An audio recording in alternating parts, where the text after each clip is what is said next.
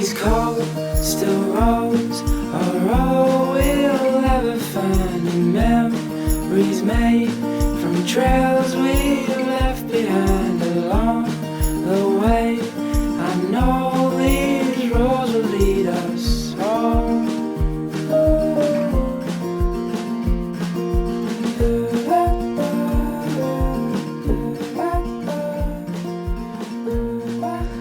Hey guys, welcome to another episode of Coastal GX. As you can tell, this is a little bit different. I'm here with my friend Ray Medrano from Blue Lions 5.0.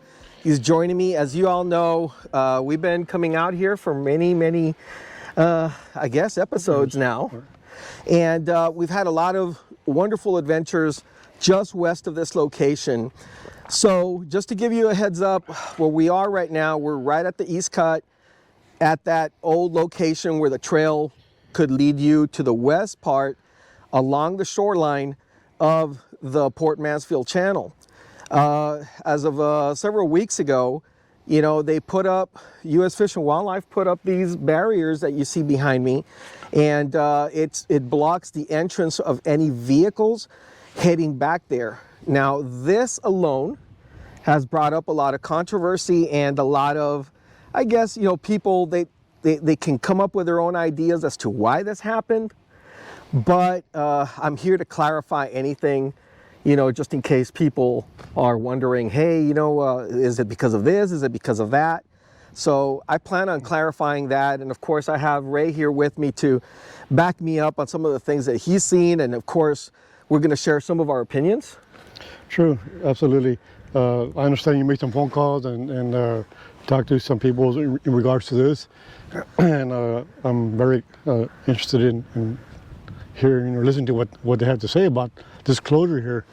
You know, my opinion, I'm saddened by it because it was one of my favorite fishing areas to go to. I like the Coleman area.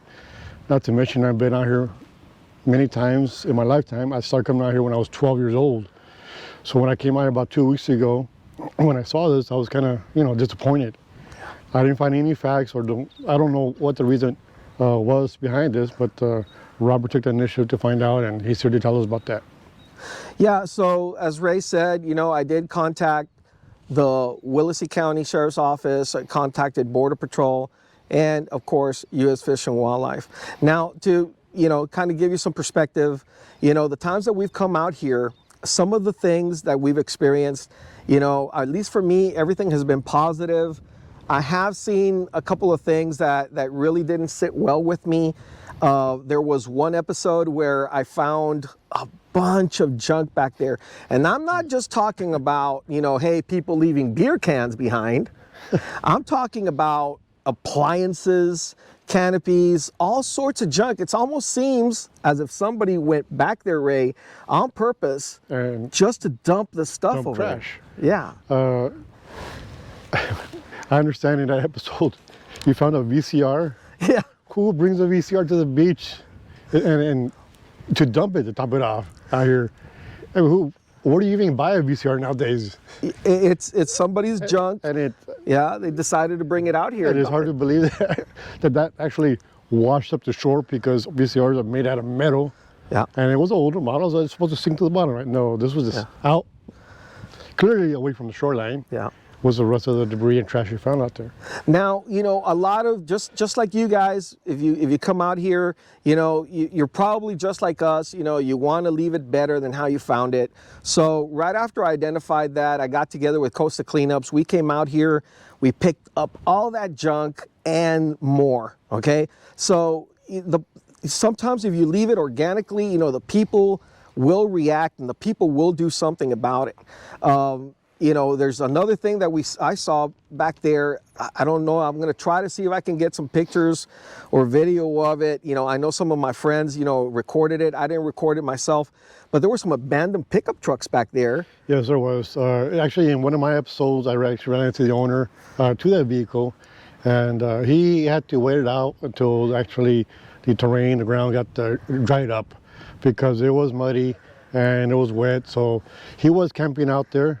And I did make contact with him a few weeks later, and he was the owner of the vehicle. Wow. Wow. So, you know, obviously the person didn't leave it back there on purpose, you know, but, you know, the terrain is a little treacherous back there. And so a lot of folks were going back there, four-wheeling, off-roading, exploring, whatever you want to do, whatever you want to call it. And they were finding themselves, you know, getting stuck and leaving the vehicle back there. Real quick, I just want to bring up that this is blocked off to all vehicles. You can still walk back there, like the young gentleman is walking back there to fish, as you can see him. But this is blocked off to vehicles, as you can see up here in these signs. And to clarify that, this young gentleman just caught a fish and he's taking back over there. Yeah, it is a long walk. Yeah. So, okay, so a lot of folks were speculating. They're like, okay, maybe they closed it off because they've seen some weird activity out here. What do I mean by weird? I mean criminal activity, okay? I mean, I know I have friends, and I don't know, maybe you can share your part. What have you seen? Definitely. I've been out here with my friends and even with Noe fishing, and we even saw some activity with Border Patrol, and he could testify to that. We actually saw him in action. They brought a group back from the north side of the Portland Channel. And even when I was younger, I'll come out here with my cousins and stuff like that. We will see evidence of equipment left behind so individuals could cross to the north side. And what I mean by that is inflated inner tubes tied to a rope to the ground a little further north, hidden in certain areas, inflatable tubes and stuff like that, life vests, just so individuals could cross. But like I said, I still don't know why they blocked it out, but Robert here will tell us shortly. We have the human smuggling aspect of things. We have illegal dumping. We have other folks who are coming over here and, transporting narcotics. Okay, so there's narcotic smuggling going on. And I was able to confirm that through, sources from the Sheriff's Office and for Williamson County SO and Border Patrol as well, who are telling me that. However, all that plays into the area, the darker area that happens around here. It's not just, all fun and games. For us, this is freedom, this is liberty, this is a wonderful time, to come out here and explore and fish and camp and, just be with friends and relax. But other people have a different mindset when it comes up here. And because of that and other little details, that's why we find ourselves, losing some of our freedoms. Now this, let me get right into it. This right here, the blocking of this, this comes directly from U.S. Fish and Wildlife. And I asked them the question, I'm like, is this because of the criminal aspect? Is this a direct thing because of that? And the answer is no, okay? To them, I asked, I'm like, well, then why did you block it off? Because we were enjoying this. We weren't doing anything wrong. We were just staying on the trail. Right, and for the most part, most of the people that come out here, they're enjoying themselves. I've seen families, I've seen, get-togethers out here, and they come out here to enjoy themselves because it's away from the rougher waters, because a lot of time they have younger children, and it is kind of rough by the jetty. So over here it's a calm area, and you can keep an eye on their kids, and they're out here just having a good time. Yeah, and that's for the most part. I mean, like Robert said, there is a darker area to it, but. And the officer clarified, and the officer said, listen, you guys aren't the target, okay?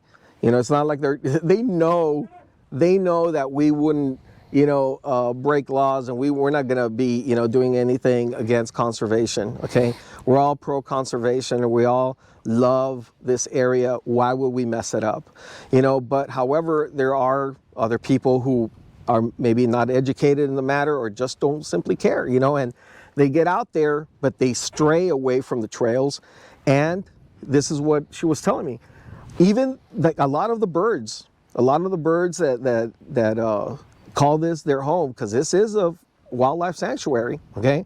The birds, they nest on the ground. So even though you're driving and all willy-nilly, you're just having a good old time in your vehicle, you don't know, but you might be destroying the habitat of these animals, okay? And that's what they're looking for. That's what they're trying to avoid, So and the way they count it, they say, hey, you know, Texas Shore Act, we have all this shoreline where we can enjoy. They're like, and we're not telling you that you cannot get off your vehicle and walk along the shoreline, you know, all the way to the end of the jetties and cast out and fish and, you know, enjoy the area as a sports fisherman or whatever. Yeah, just like that young gentleman that just went by right now. Exactly, just like that young gentleman. You know, but, you know, what they are saying is we don't want your vehicles past this line. Past this line. So... And I'm going to respect that. Yeah. I have no problem with that. It was nature. Everything that's out here. I've seen deer before. I didn't know there was deer on the freaking island. Yeah. I mean, how is there deer on the island? I mean, it just blows my mind. Yeah. And I have seen them leaving this area late at night. I've seen them too. Yeah. And it's just amazing how you will see a deer on the island, you know. Yeah. But and I respect that, and I'll no longer drive from this point on. I'll respect what the signs say. Now, he's saying something right there that's pretty key. He says, I will respect it, okay? Law-abiding citizens will respect it. The problem is that, you know, these, you know, little signs are not going to keep out the people who normally violate the area anyway. Or okay? want to drive through this. Yeah, but, you know, and the enforcement out here is almost non-existent. They try, I've seen them out here, you know, they try their best, but it's so much land and the resources are so small that they just can't enforce all this area. And this is Willacy County also, so the only way they can get out here is really by boat, because in order for them to get out here, you know, with their vehicle, they would have to go all the way down to Port Isabel and then all the way. It just doesn't make any sense. And it doesn't mean, you know, that it's going to stop Willacy County. They have the tools and the resources to hop on a U.S. Coast Guard, Border Patrol boat, and, you know, combine assets, you know, enforcement and come out here. So you guys be careful if you decide to cross this line in your vehicle. I'm sure it's a hefty fine. Yeah. So you don't want to put yourself in that situation where you're going to wind up getting a fine or get a cop, because they do patrol up and down this poor Mandible Channel. Yeah, and besides, you know, just the fine and all that, you know, you don't want to be destroying, you know, nesting grounds, and you don't want to be causing any damage to the beautiful wildlife out here anyway. You want to show the viewers that somebody actually really already crossed. There's tracks here, and Robert will show you. Yeah. And they already damaged one of the poles here, but we're going to do our part. Robert and I support this, and we're going to set up these signs here that have fallen down, and we're going to put them up and do that. There's some down signs, so well, we'll just put them up again. Yeah. Okay, guys, that's going to do it for this video. Again, thank you so much. You know, go ahead and subscribe to Blue Lines 5.0 if you haven't done so yet. Hit the like button, subscribe to this channel, and we'll see you on the next one. We're going to have a good one.